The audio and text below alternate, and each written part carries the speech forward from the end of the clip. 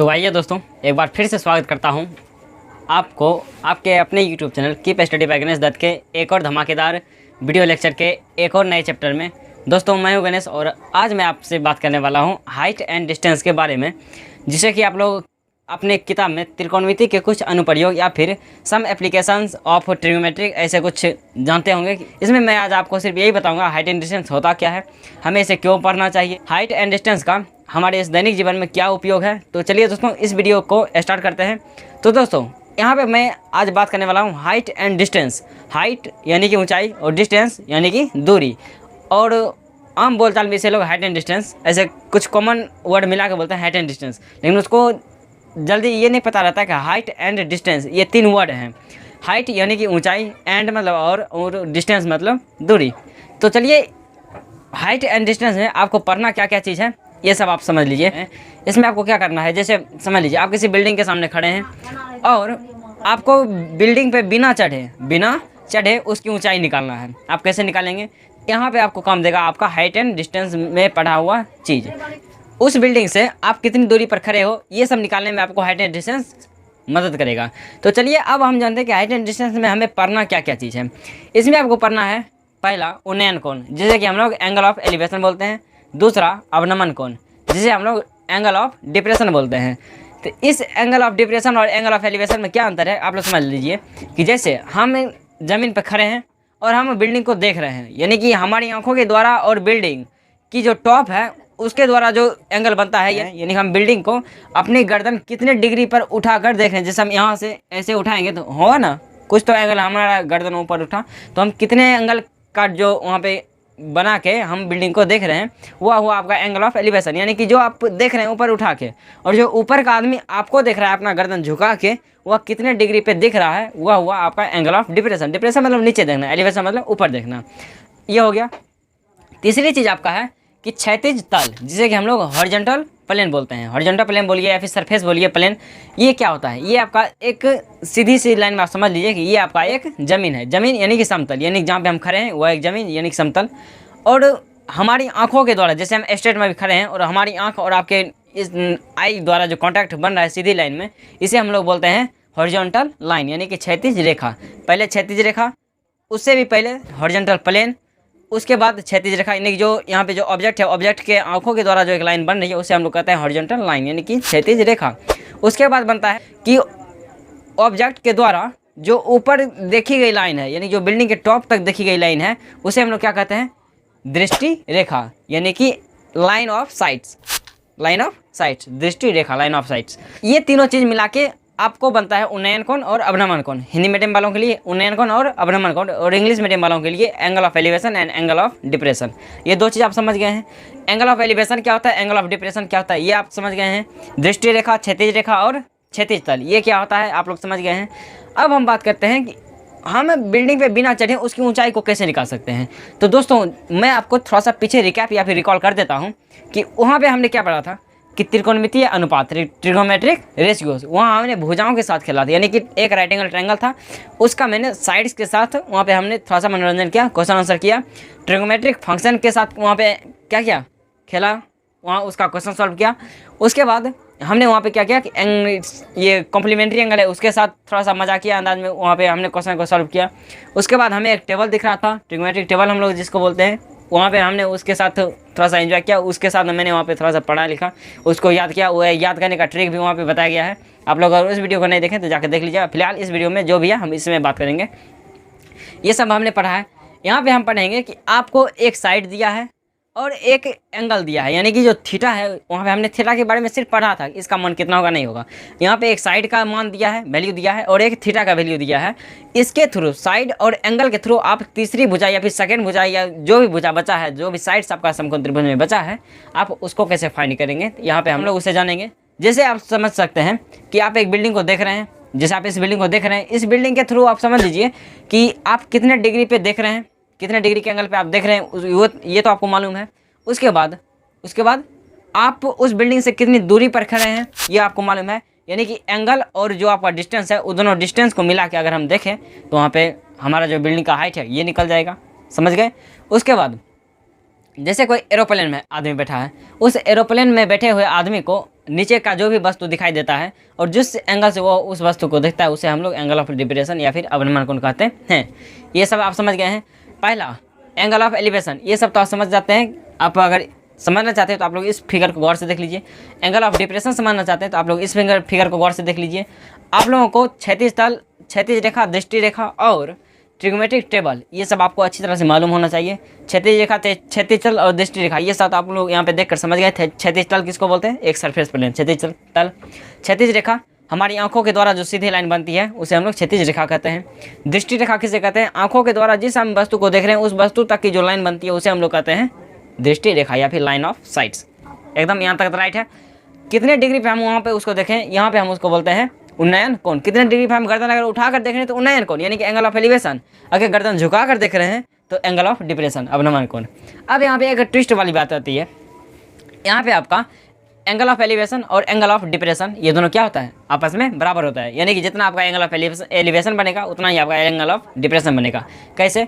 आप लोग समझ सकते हैं कि एक क्षैतिज रेखा है, हॉरिजॉन्टल लाइन है, और ऊपर पे जो एक हॉरिजॉन्टल लाइन बनेगी ऊपर वाले ऑब्जेक्ट के लिए, दोनों हॉरिजॉन्टल लाइन आपस में क्या होगी? पैरेलल होगी। और आपका जो यहाँ पे दृष्टि रेखा बन रहा है वह एक तरह से क्या है? प्रतिच्छेदी है, क्रॉस लाइन है। यानी कि दो समांतर यानी दो पैरेलल लाइन जो है उसको क्या कर रहा है? क्रॉस कर रहा है। इस क्रॉस करने वाली लाइन के जो अवनमन कोण, जो उन्नयन कोण बनते हैं, ये दोनों कोण क्या होते हैं? आपस में बराबर होते हैं। आप लोग शायद पढ़े होंगे एकांतर कोण, शायद यही एकांतर कोण से ये क्या होते हैं? आपस में बराबर होते हैं। उन्नयन कोण और अवनमन कोण बराबर होते हैं। आप लोग चाहिए तो फर्स्ट फिगर को देख लीजिए। इसमें आपको एंगल ऑफ एलिवेशन को समझाया गया है, क्षैतिज रेखा को समझाया गया है, दृष्टि रेखा को और क्षैतिज तल को समझाया गया है। आप लोग इस फिगर को देख लीजिए। सेकंड फिगर, इस फिगर को आप लोग देखिए। इसमें आपको क्या बताया गया है? अवनमन कोण बताया गया है। दृष्टि रेखा, समतल और ये क्षैतिज रेखा और दृष्टि रेखा, ये सब तो आप लोग फर्स्ट फिगर में समझ गए थे। यहाँ पे आपको अवनमन कोण यानी एंगल ऑफ डिप्रेशन समझाया गया है। अब बात करते हैं कि आप लोगों को हाइट एंड डिस्टेंस के जो क्वेश्चन हैं उसे सॉल्व करने में किन किन चीज़ों की आवश्यकता होने वाली है। पहला, ट्रिग्नोमेट्रिक रेशियोज के बारे में हमने आपको बताया था कि sine theta equal to P by H, यानी साइन थीटा हम किसको कहते हैं? एक राइट एंगल ट्रायंगल का परपेंडिकुलर और उसके हाइपोटेनस का जो रेशियो होता है उसे हम लोग साइन का नाम दिए हैं। तो sine theta equal to P by H, cos theta equal to V by H, tan theta equal to P by V, cot theta equal to B by P और sec theta equal to H by P और cosec theta equal to H by P. ये आपका formula याद होना चाहिए, जिसका कि table आप लोग यहाँ पे देख लीजिए। ये फॉर्मूला आपको याद होना चाहिए। दूसरा, ट्रिग्नोमेट्रिक टेबल आप लोगों को अच्छी तरह से याद होना चाहिए, खास करके साइन का, कॉस का और टेन का। अगर आपको परपेंडिकुलर दिया है, थीटा दिया है और आपको अगर हाइपोटेनस पूछ रहा है तो वहाँ पे आप समझ जाइए कि परपेंडिकुलर और हाइपोटेनस कहाँ पे आता है? या तो साइन थीटा में आएगा या तो कॉसेक थीटा में आएगा। ओके, तो वहाँ पे आपको साइन थीटा का फॉर्मूला यूज़ करना है। अगर आपको परपेंडिकुलर दिया है, थीटा तो दिया ही है, अगर आपको परपेंडिकुलर दिया है और उसके बाद आपको बेस अगर निकालना कह रहा है तो वहाँ पे आपको टेन थीटा या फिर कॉट थीटा होना चाहिए, राइट। उसके बाद आपको tan theta equal to sine by cos और cot theta equal to cos by sine, ये आपको याद होना चाहिए। बस इतने में ही आपका हाइट एंड डिस्टेंस बन जाएगा। और सबसे इम्पॉर्टेंट वाली बात कि आप लोगों को हाइट एंड डिस्टेंस का अगर वो जैसे क्वेश्चन में बोल रहा है, क्वेश्चन में जैसे आपको कह रहा है, अगर आपने उस हिसाब से फिगर को ड्रॉ कर लिया है तो समझ आइए कि वहाँ से आपका 70 to 80% जो क्वेश्चन है वो आपका सॉल्व हो गया है। अब वहाँ पे सिर्फ बात रहा है कि क्वेश्चन में क्या चीज़ क्या है ये आपको वहाँ से लिखना है वहाँ, और क्वेश्चन में क्या कर रहा है वो आपको सिर्फ वहाँ पे सॉल्व करके वैल्यू फाइंड करना है। मैंने क्या बोला है एक लाइन कि अगर आप लोगों ने according to question figure draw कर लिया, यानी कि आपने क्वेश्चन के अनुसार फिगर को ड्रॉ करना सीख लिया या फिर फिगर को ड्रॉ कर लिया, तो आप लोग समझ सकते हैं कि आप लोग वहाँ पे क्या करें, हाइट एंड डिस्टेंस के क्वेश्चन को सॉल्व कर चुके होंगे। ओके, आप लोग याद रखिए कि ये हाइट एंड डिस्टेंस जो कि आपके एनसीईआरटी बुक में टोटल के टोटल 16 क्वेश्चन है, और इस 16 क्वेश्चन से हर एक साल आपके बोर्ड एग्जाम में एक 5 नंबर का क्वेश्चन पूछता ही है। साथ ही इससे जुड़ी ऑब्जेक्टिव 2 नंबर वाली क्वेश्चन भी आपके बोर्ड एग्जाम में हर बार आती है। हालांकि ये एक ट्रिगोमेट्री का हिस्सा है, इसलिए हमने यहाँ पे एक ट्रिगोमेट्री के हिस्से में ही इसको निपटाया है। तो चलिए यहाँ पे हम सब क्वेश्चंस को यहाँ पे सॉल्व करते हैं। ट्रिकी क्वेश्चन जो कि आपको दिमाग लग जाएगा कि आप लोगों को क्या दिया है क्या नहीं दिया है, उसके थ्रू आपको निकालना है। अब जैसे मैं एक मौखिक सा क्वेश्चन ले लेता हूँ। आप अगर समझ सकते हैं कि एक 8 मीटर का एक क्या है, बम्बू खड़ा है, एक 8 मीटर का बम्बू खड़ा है और जस्ट इसके अपोजिट साइड से सनलाइट लग रही है, सनलाइट आ रही है। तो आप लोग स्वाभाविक सा बात है कि अगर एक बम्बू के अपोजिट साइड में अगर सन है सन से आने वाली लाइट अगर बम्बू को लेकर निकलेगी, वहाँ पे स्वाभाविक सी बात है क्या है कि बम्बू के जो इधर है सामने उसकी क्या बनेगी, शैडो यानी कि छाया बनेगी। तो अब उसे कह रहा है कि अगर सन इस बैम्बू के 45 डिग्री, 30 डिग्री, 60 डिग्री पे अगर है, तो आप बताइए कि ये जो 8 मीटर बैम्बू है, इस बैम्बू की शैडो की जो लेंथ है वह कितनी है। आप लोग आराम से निकाल लाइएगा, निकालिएगा या नहीं निकालिएगा, निकाल लीजिएगा, एब्सोल्युटली निकाल लीजिए। बिकॉज क्योंकि यहाँ पे आप लोग क्या समझ सकते हैं कि थीटा आपको दे दिया गया है। ये जो आपको सनलाइट है आ रही है, कितने डिग्री पे आ रही है, ये आपको थीटा दे दिया गया है। अब ये थीटा क्या है, एंगल ऑफ एलिवेशन है या फिर एंगल ऑफ डिप्रेशन है। तो आप लोग झट से कहिएगा कि बैम्बो से ऊपर सन है, यानी कि क्या है कि लाइट नीचे आ रही है। नीचे आने का अर्थ क्या है कि आप लोग कह सकते हैं कि एंगल ऑफ डिप्रेशन यानी कि अवनमन कोण। तो यहाँ पे अवनमन कोण आ रही है। अब अवनमन को जितना होगा वही क्या होता है, उन्नयन कोण। बिकॉज एंगल ऑफ एलिवेशन और एंगल ऑफ डिप्रेशन आपस में क्या होता है, इक्वल होता है। तो आप लोग समझ चुके हैं कि थीटा आपको दे दिया गया है। 8 मीटर लंबा बैम्बो जो है वो आपको दे दिया गया है, यानी कि थीटा और लेंथ, थीटा और लेंथ ऑफ बैम्बो, यानी कि आपको कह सकते हैं कि ट्रिग्नोमेट्री के भाषा में या फिर राइट एंगल ट्रायंगल के भाषा में कि आपको परपेंडिकुलर दे चुका है। पूछ क्या रहा है कि बैम्बो की शैडो जो है वह कितनी लंबाई की होगी या फिर शैडो की जो लेंथ है वह कितनी होगी। तो आपको परपेंडिकुलर दे दिया गया। पूछ क्या रहा है, बैम्बो की शैडो की लंबाई यानी कि आधार पूछ रहा है। तो आप लोगों को यहाँ पे समझ में आ गया होगा कि आपको परपेंडिकुलर और उसके बाद बेस का यहाँ पे रिलेशन बना रहा है। तो परपेंडिकुलर और बेस आपको कहाँ पे बनता है, टेन थीटा और कॉट थीटा। यही दोनों जगह आपको क्या करना है, यही दोनों जगह पे आपको दिमाग लगाना है। यानी कि आपको टेन थीटा लगाना है। टेन थीटा कितना है 45 और टेन 45 का मान कितना होता है 1। टेन 45 डिग्री का मान 1 होता है। तो 1 इजकल टू पी कितना 8 मीटर और आपको जो यहाँ पे बेस है, बेस यानी कि शैडो की लंबाई, ये आपको नहीं मालूम है, आराम से निकाल लीजिएगा क्रॉस मल्टीप्लिकेशन करके। तो चलिए मैंने यहाँ पे क्वेश्चन क्या बोला है कि एक बैम्बो है, बैम्बो यानी कि एक खंबा है और सनलाइट कहाँ से आ रही है, यहाँ से आपको सनलाइट आ रही है। चलिए यहाँ से थोड़ा सूर्य भवन को भी बना देते हैं। सनलाइट आ रही है कितने डिग्री पे आ रही है, ये 45 डिग्री पे आ रही है। हालांकि ये आपको थोड़ा सा छोटा दिखता होगा बिकॉज हमने यहाँ पे रख किया है। अब देखिए ये आपका एक क्या है, हॉरिजॉन्टल लाइन है, ये हॉरिजॉन्टल लाइन। और मैंने नीचे भी क्या बताया है, मैंने पीछे भी आपको क्या बताया है, हॉरिजॉन्टल प्लेन यानी कि सरफेस आपका क्या है, ये तो स्वाभाविक सी बात है, ये कि आपका क्या है, जमीन है, जमीन या फिर धरती। अब देखिए ये इसका सन का हॉरिजॉन्टल लाइन और ये हॉरिजॉन्टल प्लेन, ये दोनों आपस में क्या है, पैरेलल है।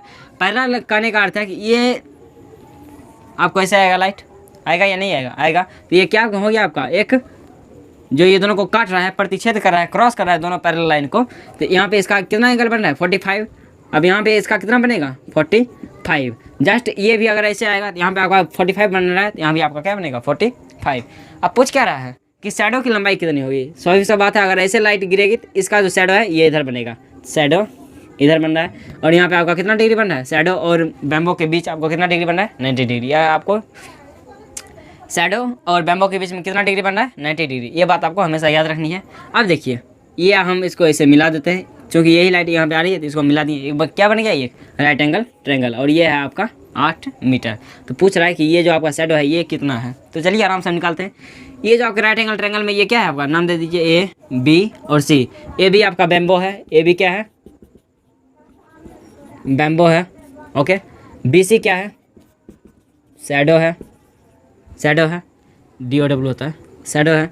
आपको पूछ क्या रहा है कि length of shadow is equal to what, और आपको लेंथ ऑफ बैम्बो दे दिया गया है कितना 8 मीटर। तो चलिए हम चलते हैं इन ट्रायंगल, किस में ABC। यहाँ पे हम क्या लगाएंगे देख लीजिए, परपेंडिकुलर और बेस का यहाँ पे मामला चल रहा था, हम यहाँ पे लगाएंगे टेन थीटा इजकल टू क्या हो जाएगा AB/BC या फिर P/B। टेन थीटा का मान कितना है 45, P कितना है आपका AB और ये BC 1045 डिग्री कितना होता है 1, और ये AB का मान कितना है 8 और BC आपको नहीं मालूम है, यानी कि आपको क्रॉस मल्टीप्लिकेशन तो आता ही होगा, कर लीजिए। x × 1 कितना हो जाएगा, x इजकल टू 8 × 1 8, यानी कि आपका जितना ये लेंथ है उतना ही आपका क्या होगा शैडो कितना है 8 मीटर। अब आप लोगों को एक ट्विस्ट वाली बात बताते हैं, जो कि हालांकि आपको ऑब्जेक्टिव के क्वेश्चन में फास्टली वहाँ पे सॉल्व करने का एक तरीका हो जाएगा। अगर किसी चीज़ की ऊंचाई और उसकी छाया की लंबाई समान है, किसी चीज़ की ऊंचाई और उसकी छाया की लंबाई समान है यानी कि इक्वल है, तो आप समझ जाइए कि उसका एंगल कितना बन रहा है, हमेशा 45 डिग्री। यहाँ पे लिख रहे हैं 45 डिग्री। ओके, अब अगर किसी चीज़ की लंबाई दे दी गई है और आपको वो एंगल दिया है, चाहे वो एंगल ऑफ एलिवेशन हो या फिर एंगल ऑफ डिप्रेशन, अगर वो एंगल 45 है तो जितना आपका किसी भी चीज़ की हाइट होगी उतनी उसकी क्या बनेगी, शैडो। Okay done. यहाँ पे आप लोग क्या समझे कि अगर एंगल 45 है, किसी चीज़ की अगर हाइट और बेस यानी कि किसी चीज़ की हाइट और शैडो के बारे में वहाँ पे चर्चा हो रही है, तो वहाँ पे हमेशा क्या होगी, जितना हाइट उतना बेस। या फिर किसी चीज़ की हाइट और उसकी शैडो इक्वल है लेंथ में, तो उसका एंगल कितना बनेगा, 45 डिग्री। ओके, यहाँ से आपको एक ट्रिकी वाला क्वेश्चन निकल गया होगा। हालांकि पूछता है क्वेश्चन, कैसे पूछता है, हम आपको बोल रहे हैं यदि किसी खंभे की ऊंचाई और उसकी छाया समान है तो सूर्य द्वारा अवनमन कोण या फिर किसी व्यक्ति द्वारा उस खंभे का उन्नयन कोण कितना होगा। तो अवनमन पूछिए या उन्नयन पूछिए, बात एक ही है, बिकॉज हमने आपको बता दिया क्यों एक है। तो चलिए उसका एंगल कितना हो जाएगा, 45 डिग्री। अगर 45 दे दिया है क्वेश्चन में, अगर जितना लेंथ है उतना ही बेस हो जाएगा, या फिर जितना बेस दे दिया है उतना ही आपका परपेंडिकुलर या फिर लेंथ हो जाएगा। ओके, तो चलिए इसी के साथ हम यहाँ पे आपको थोड़ा सा एक रिकैप कर देते हैं। इसमें आपको क्या क्या करना है, हाइट एंड डिस्टेंस, ऊंचाई और दूरी से बात करनी है, किसी चीज़ की ऊंचाई निकालना है, किसी चीज़ की दूरी निकालना है क्या। ओके, हम नदी की चौड़ाई भी इसी तरीक़ा से निकाल सकते हैं, किसी वृक्ष की ऊंचाई भी इसी तरीक़ा से निकाल सकते हैं, किसी मीनार की ऊंचाई, किसी खंभा, किसी बिजली का पोल, समझ सकते हैं। उसके बाद हम कितने डिग्री पे किसी चीज़ को देख रहे हैं ये निकाल सकते हैं, कोई हमको अपने छत पर से नीचे कितने डिग्री पे देख रहा है ये हम निकाल सकते हैं। ओके, उसके बाद हमने यहाँ पे बता दिया आपको यहाँ पे कैसे सॉल्व करना है, कैसे बनाना है। हालांकि डिटेल्स में जाएंगे, अगर क्वेश्चन को हम हल करेंगे, जैसे एक्सरसाइज में आएंगे एंटर करेंगे तो वहाँ पे हम डिटेल से क्वेश्चन को सॉल्व करेंगे। तब तक के लिए आप लोग यहाँ पे जान लीजिए कि ये सब आपको हाइट एंड डिस्टेंस पढ़ने के बाद मालूम चलने लगेगा, फ़ायदा होगा। हाइट एंड डिस्टेंस पढ़ने के बाद हमने यहाँ पे जितना भी एग्जाम्पल लिया है वह सब आपको फ़ायदा होगा। उसके बाद हाइट एंड डिस्टेंस पढ़ने में आपको ज़रूरत क्या है, ट्रिग्नोमेट्रिक टेबल जो आपको दिख रहा है ये आपको याद होना चाहिए। पहला वाला सूत्र, पंडित बेदरी प्रसाद हर हर बोल, यानी कि sin थीटा बराबर p/h, cos थीटा बराबर v/h, ऐसा वाला फॉर्मूला आपको याद होना चाहिए। तीसरा बात, अगर आपको लंब दिया है, आधार दिया तो आपको टेन और कॉट में चलना है। लंब और कर्ण के साथ अगर आपको क्वेश्चन पूछा जा रहा है तो वहाँ पे आप साइन और कॉसेक के साथ चल सकते हैं। और बोलना यहाँ पे ठीक नहीं रहेगा यहाँ पे आप, या फिर वहाँ पे आप साइन यूज़ कर सकते हैं या फिर कॉसेक यूज़ कर सकते हैं। अगर आपको आधार और कर्ण यानी कि बेस और हाइपोटेनस के बीच में क्वेश्चन दे रहा है तो वहाँ पे आप कॉस और सेक के बीच में चर्चा कर सकते हैं। तो चलिए दोस्तों, कि आई होप आप लोग ये जो हाइट एंड डिस्टेंस का इंट्रोडक्शन वाला वीडियो था इससे आप लोग बहुत कुछ सीखे होंगे। अगर इस वीडियो से थोड़ा सा भी अगर सीख मिला है तो प्लीज़ वीडियो को लाइक कर दीजिएगा, चैनल को सब्सक्राइब करके बेल आइकन पर क्लिक करके ऑल कर लीजिएगा, ताकि हमारी आने वाली हर एक लेटेस्ट वीडियो, चाहे वो हाइट एंड डिस्टेंस की हो, चाहे ऑब्जेक्टिव की वीडियो हो, चाहे आपके बॉडी एग्जाम से रिलेटेड कोई भी वीडियो हो, आप तक झट से पहुँच। तो चलिए दोस्तों, इस वीडियो में इतना ही, तब तक के लिए बाय, जय हिंद।